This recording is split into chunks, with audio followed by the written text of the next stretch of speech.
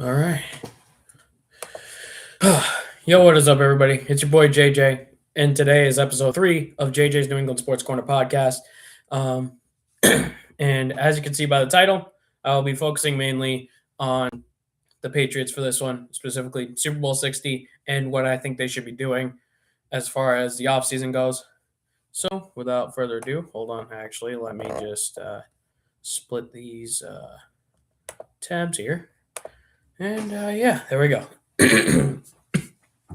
All right, so for those of you that are living under a rock, which I doubt is not anyone who actually watches this show, uh, Patriots lost in Super Bowl 60 to the Seattle Seahawks, 29-13, and yeah, I mean I'm still pissed about it. I'm still very much pissed about it. About 24 hours later, or a little less than that, but yeah, just a frustrating game. New England's offense specifically. And I mean, I gotta feel you gotta feel for New England's defense for this one. They absolutely played their hearts out, and just watching the offense absolutely lay a fat deuce in their pants for the entire game has gotta sting. Christian Gonzalez, especially, he has been he was a lockdown corner that entire game. And I mean, I was gonna get to it later, but let's get to the first offseason need. I think I think this offseason, you need to give that man a blank check and write whatever effing number he wants. That man has proven without a shadow of a doubt that he is a top corner in this league. And he proved that in the biggest stage of football in the damn Super Bowl. Christian Gonzalez might have played his best game as a pro. So give that man a blank check and write whatever figure he wants. I don't care if that means making him the highest paid corner. Those shutdown guys are not an easy thing to come by. So give that man however much money he wants. But I mean, I just feel for the whole defense.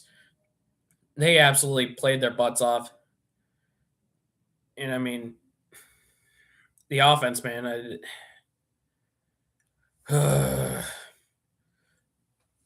I've been trying my best to defend Drake May about some of his woes in the playoffs, but I mean, I can't defend this game, man. He wasn't good.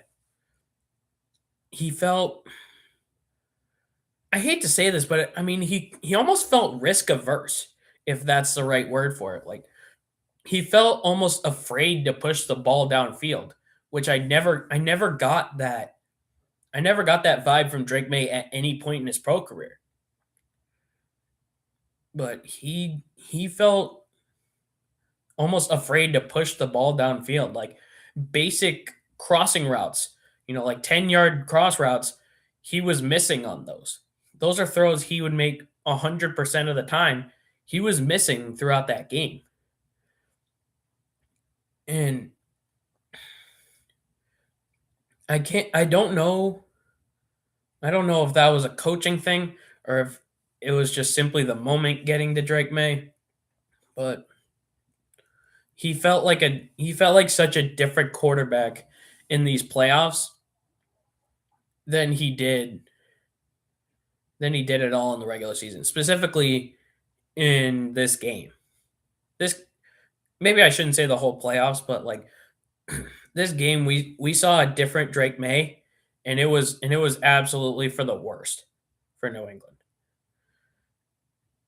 But I mean, I think Drake May is only half the issue when you have Will Campbell setting records for ineptitude, as urinating tree would say, giving up 14 pressures over the course of that game. I mean, I mean, I get he's probably still dealing with that. He's still dealing with that PCL injury, but I mean, he did not look like a starting. He did not look like a capable starting left tackle at all. He looked exactly like he did against the Chargers and the Texans. I mean,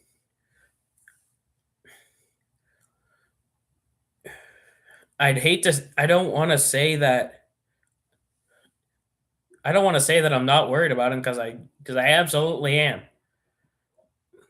And this isn't an indictment on Will Campbell. I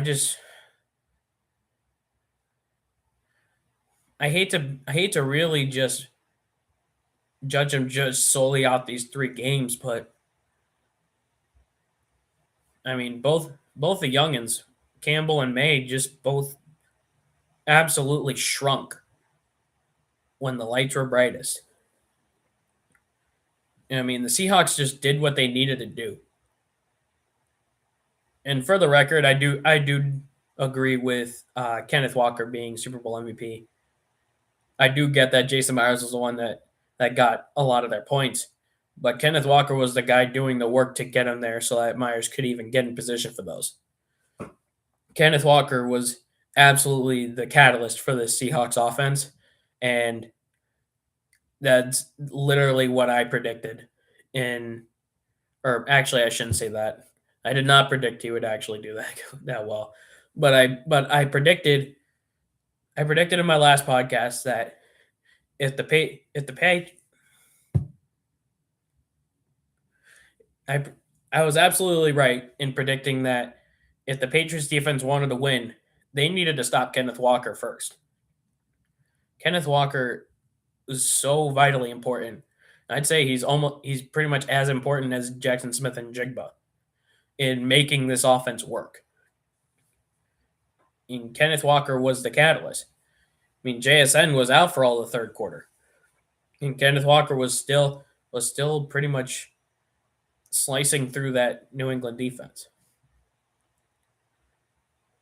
So it doesn't shock me that he had a really phenomenal performance. And I mean, Sam Darnold, he played the kind of football.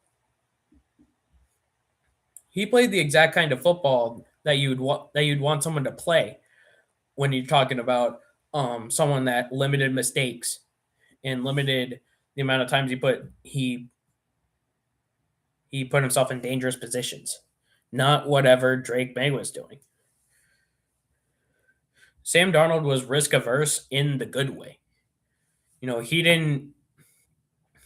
Not to say that Darnold was game managing there, because I wouldn't exactly say that. But Darnold just did what he needed to do to win. I mean, we didn't even get that from Drake May. I mean, just and honestly, not just Will Campbell, but Jared Wilson too. The left side of the offensive line just absolutely shrunk under the pressure.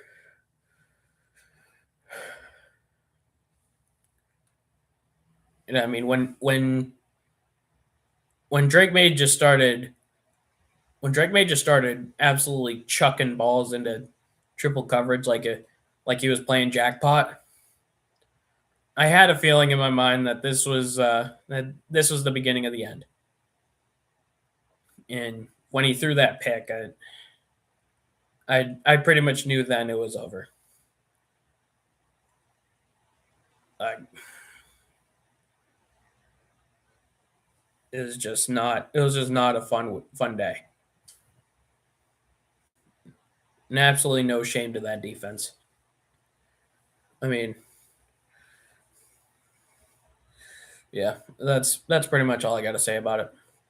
So as far as the offseason goes, I already said my first thing.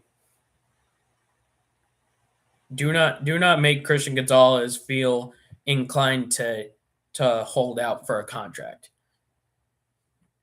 If that man decides he wants a new contract, you give him a new effing contract.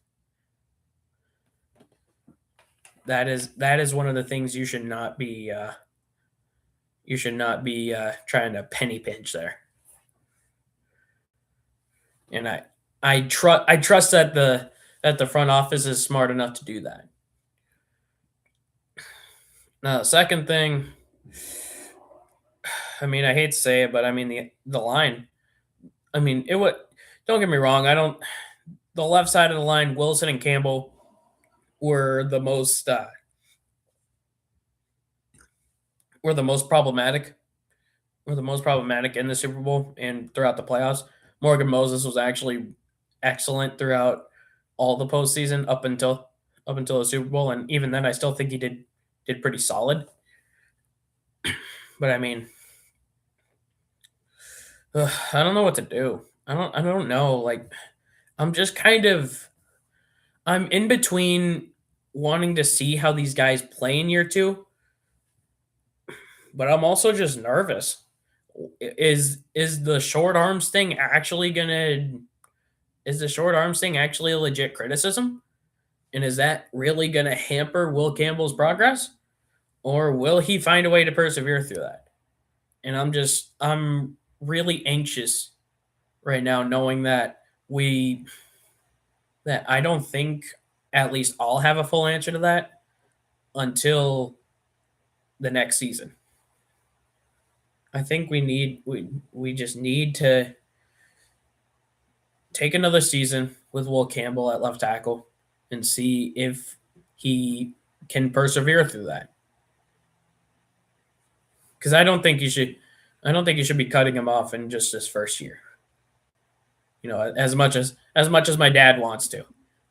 I'm sure he wants to just let him go, and I'm sure he wants the Pats to just get rid of him. I know I can say this because he ain't watching right now. Love you, mom and dad, by the way. But um, yeah, I think we just need to see how he does in year two. I don't I think then if he if this type of stuff continues in year two, then I'm fine with cutting him loose, or at the very least, just moving him somewhere else, whether it's right tackle, whether it's left guard or something. Like, I'm fine with moving him elsewhere if that's what's gonna help him play better. But the next order of business, as far as free agency goes, they got to get a good wide receiver. They got to get a legit wide receiver one. For as much as I love Diggs, for as much as I love the receiving core with him and Booty, Kyle Williams, Pop Douglas, like, I just think they can't go into next season with the same receiving core and expect to win the Super Bowl with that. They need to get someone in free agency, whether it's by trade or by free agency. Which actually, I'm not entirely sure who's a free agent, who's out in free agency as far as wide receivers go. I'm gonna look that up real quick.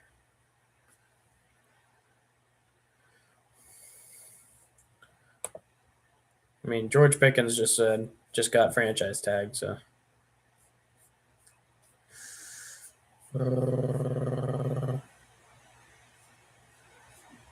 Got Romeo Dobbs, no.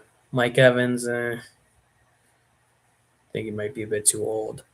Jawan Jennings, I don't know. Christian Kirk, no. Alec Pierce. I mean, he fits the Patriots wide receiver, the Pats white wide receiver stereotype. Wandale Robinson, Debo, Rashid Shaheed. To his credit, the Pats did nothing. The Pats didn't allow Rashid Shaheed to do anything either. So, I mean, I wouldn't want Tyreek Hill now. Brandon Ayuk can kick rocks. Calvin Ridley. Yeah, I mean, I think it has to be AJ Brown, or like just. Ugh. I mean, it's tough because I just they need to get a true wide receiver one, and I think AJ, and of course AJ Brown's been subject of just so many rumors over the last 2 to 3 years that he's gonna get traded. Oh, he's a big Patriots fan. Oh, Pat should make a trade for him, and they never do. But I don't know. Like I really hope that the front office is capable or will be capable of bringing a top wide receiver in, whether it's Brown or whether it's just anybody else, with the exception of Brandon Ayuk. He can go fuck himself after not wanting to, after refusing to get traded here when they were bad, when the Pats were bad. So, yeah. I mean, other than that, I'm not. I think most of the team you can run it back with because you got all the building blocks of a capable team to win the Super Bowl. I don't really think there's any changes that I would make on the defense. If anything, probably just an edge rusher, which I've been seeing a lot of Max Crosby rumors. If they manage to trade for Max Crosby, that'd be pretty cash money. I'm not going to be mad at that. And I think outside of an edge rusher, the Pats are good. They got Williams and Barmore. They already locked Barmore up to a significant extension. I think he's got 2 more years on that contract.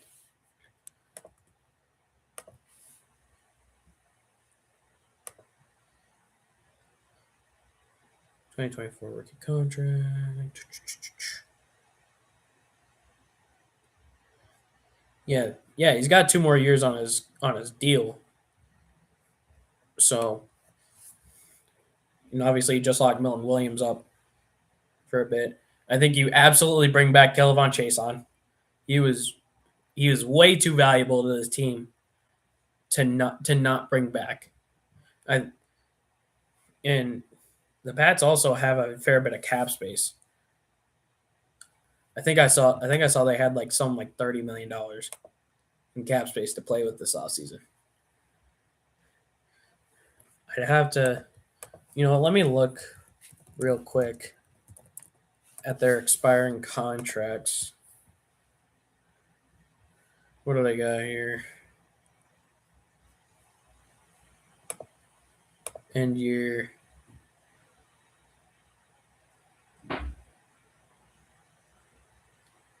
I mean, Jalen Hawkins, you bring back.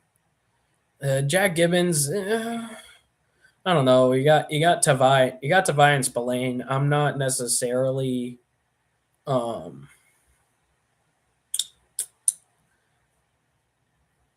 did like Jack Gibbons. I like how he was able to play, especially with Spillane hurt. But I'm not necessarily. I wouldn't necessarily be kicking myself, or I wouldn't necessarily be mad if they let him go. Kairos Tonga, I think the Pats should bring back. He's way too valuable in the run game. He's way too valuable at run stopping to not bring back.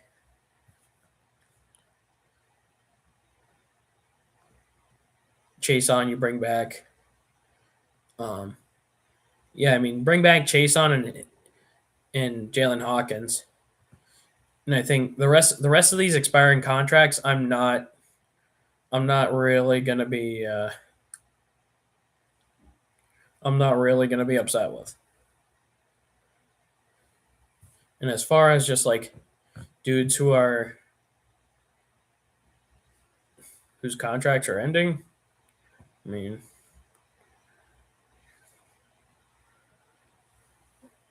you got. I don't think we really need to worry about next offseason right now. But yeah, I mean the immediate plan for right now, as far as bringing back guys, I think it's Hawkins, Tonga, and Chason, and then if God forbid Christian Gonzalez ends up holding out. Let me restart the plan for this offseason. As far as bringing back guys, they should bring back Jalen Hawkins, Kairos Tonga, and Kelvon Chason.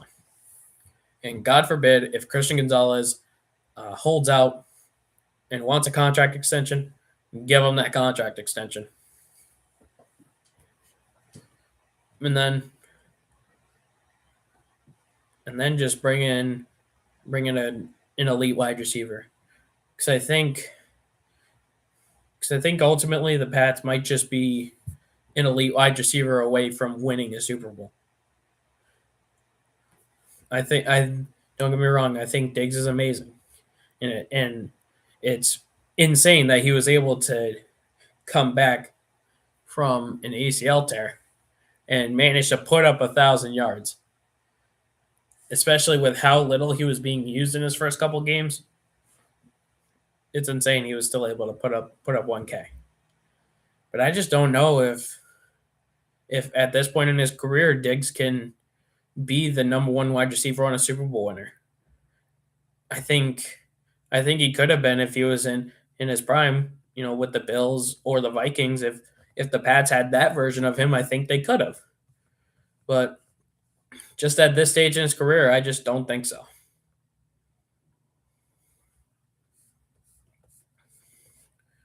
But yeah, that's my take on it.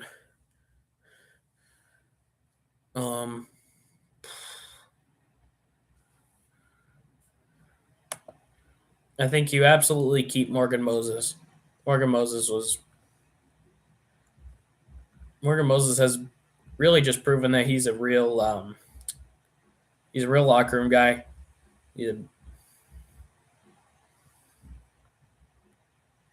Will Campbell absolutely adores him, so I think at the very least, for the sake of morale, you keep Morgan Moses. You keep Morgan Moses there. You absolutely keep Mike Onwenu, who's actually going to be a free agent until the 2026 season. So, I think you absolutely keep Onwenu too. I think he's been absolutely phenomenal since he got moved to guard. And then Bradbury.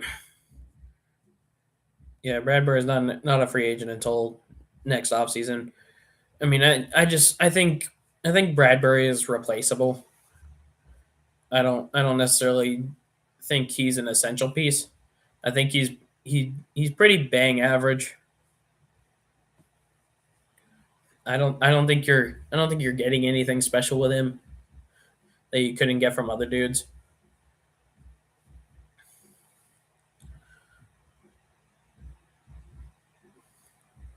And then one last thing that I initially wasn't thinking about is, where do the Pats go with their defensive coordinator position? Because of the Terrell Williams situation, Zach Core was absolutely phenomenal at in terms of play calling, I would say. So I'm interested to see whether the Pats keep Terrell Williams as DC. And then I'm just interested to see what they do.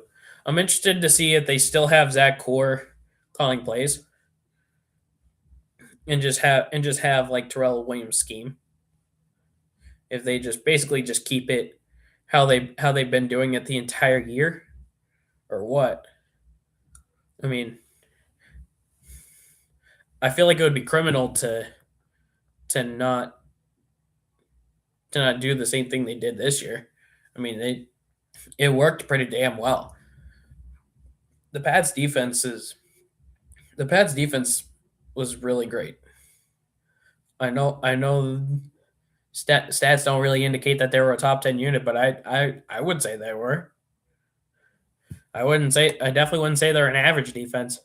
I'll tell you that for free.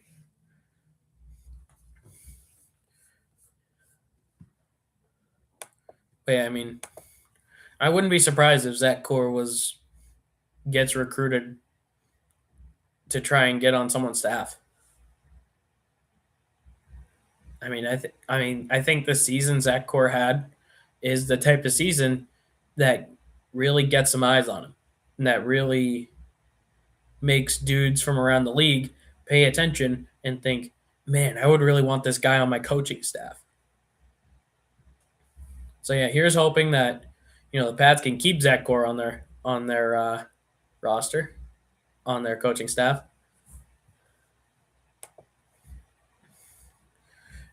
And then, next episode, I think I might go. That's when I'll go down or at least at some point in the future, I'll go through potential draft prospects I want to see. Because admittedly, right now my knowledge on all these prospects is very lacking. Outside of like the Fernando Mendozas of the world, and obviously the Pats aren't gonna fucking pick Fernando Mendoza.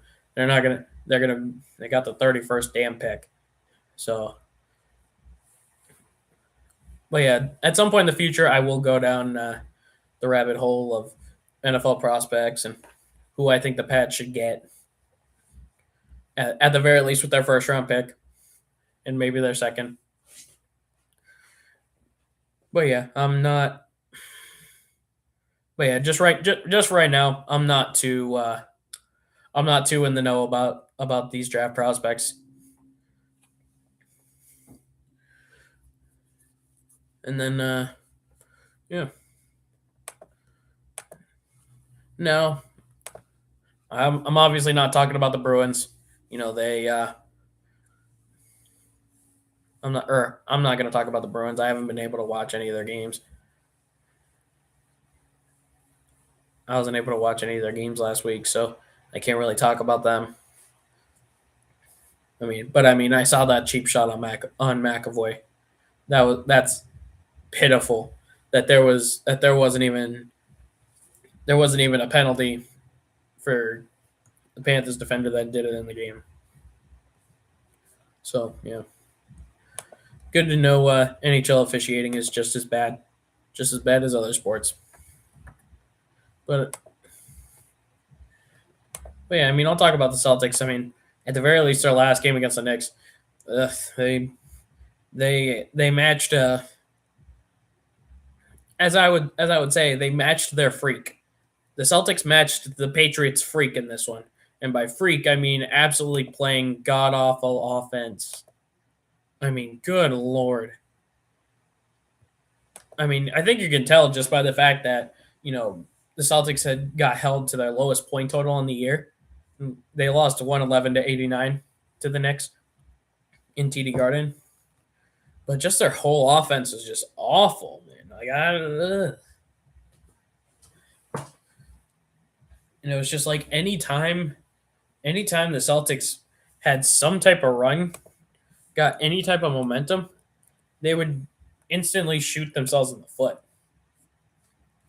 And Jalen Brunson just went off. He had 33 and 8 assists. He was getting pretty much anything he wanted. And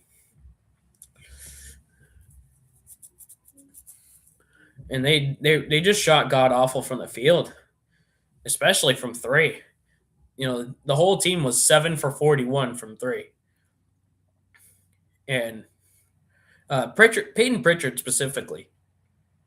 It was bound to happen for him to have a bad game, but this was a bad one. 6 points, 1 for 6 shooting. And the Celtics just continued the trend of just being awful from three. The trend that started in the Heat game, in which they actually were able to come back.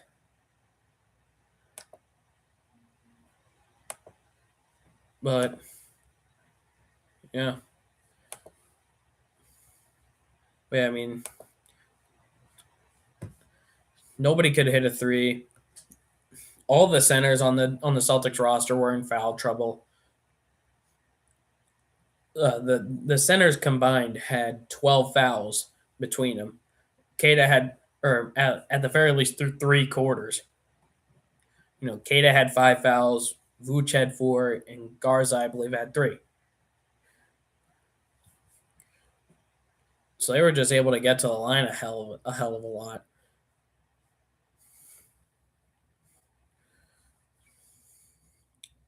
And Celtics even tried the hack-a-shack rule on Mitchell Robinson one time, and he ended up making both the free throws. So, Yeah, it was just an awful night for the Seas. I didn't even have anything in the what went right section. Oh, by the way, for those that don't know, um, on my website, I now just got the ability to for people to put in their email so they can get email notifications. So if for some reason you didn't know I had a website, or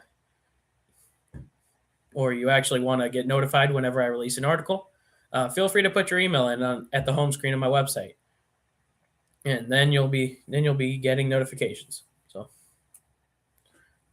but yeah, Celtics were awful in that game. They were pretty awful for them for most of the Miami game as well.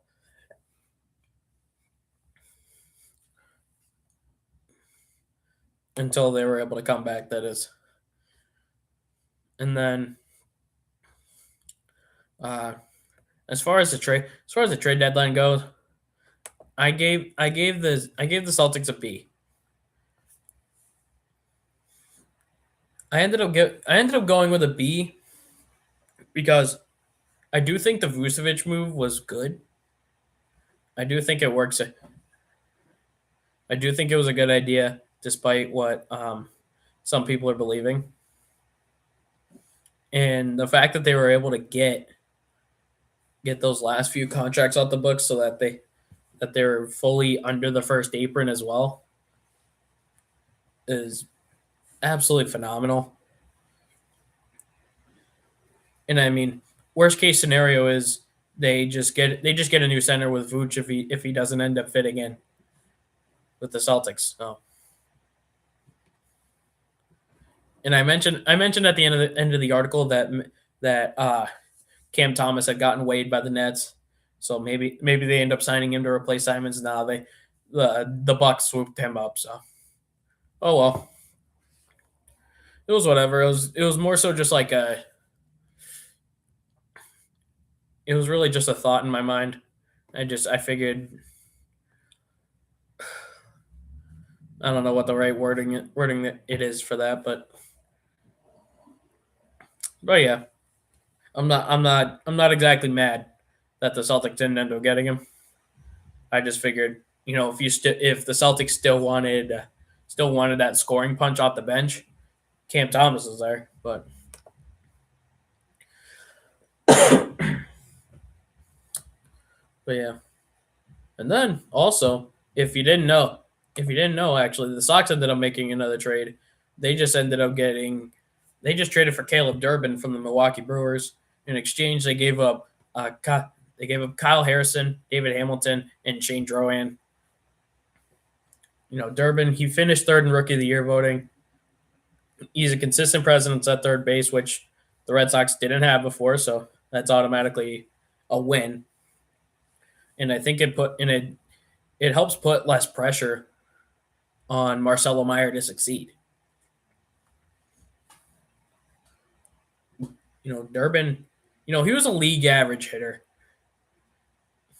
The league average hitter, 101 OPS plus. But, I think the big thing with him is that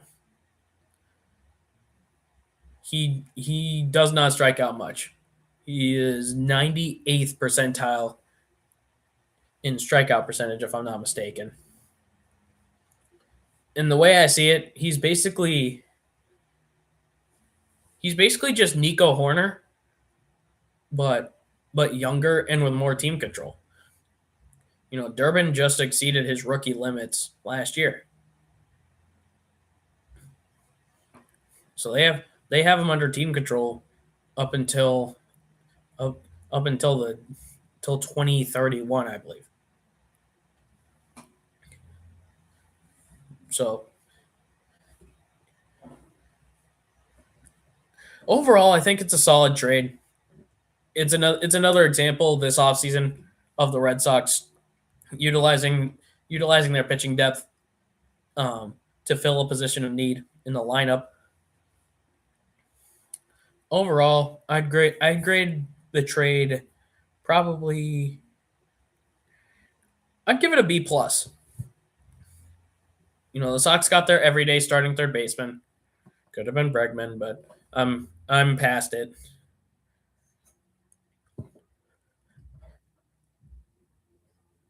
But yeah, I'm glad they were able to fill that hole, and they did it by giving up dudes who weren't going to get playing time. Kyle Harrison. Kyle Harrison was not going to get reps in this rotation unless there was an injury. He would have just been back in AAA.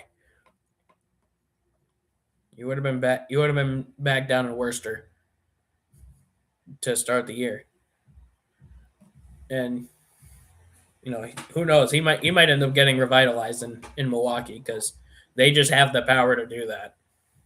Apparently, David Hamilton. I'm so glad he's gone.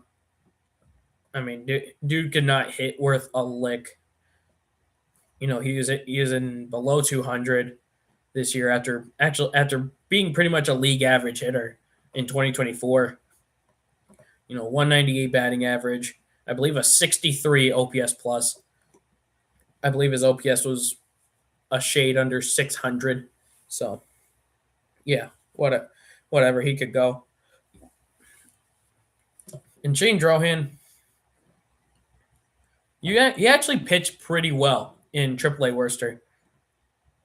I believe a 2.27 ERA in 14 starts. I believe 47 total innings. But yeah, he's at the very back of the Red Sox top 30 prospect list, literally number 30. So yeah, I mean, I like this trade. I kind of like this trade for both sides. Or I don't know. Maybe not trading Caleb Durbin. I don't know if that was a really sound move for the Brewers there, but I like this trade for the Red Sox. They didn't really have to. They didn't really have to give up too many assets for Durbin. They didn't give up too much. And he's a young guy who you have control of for 5 more seasons. I really cannot complain about that.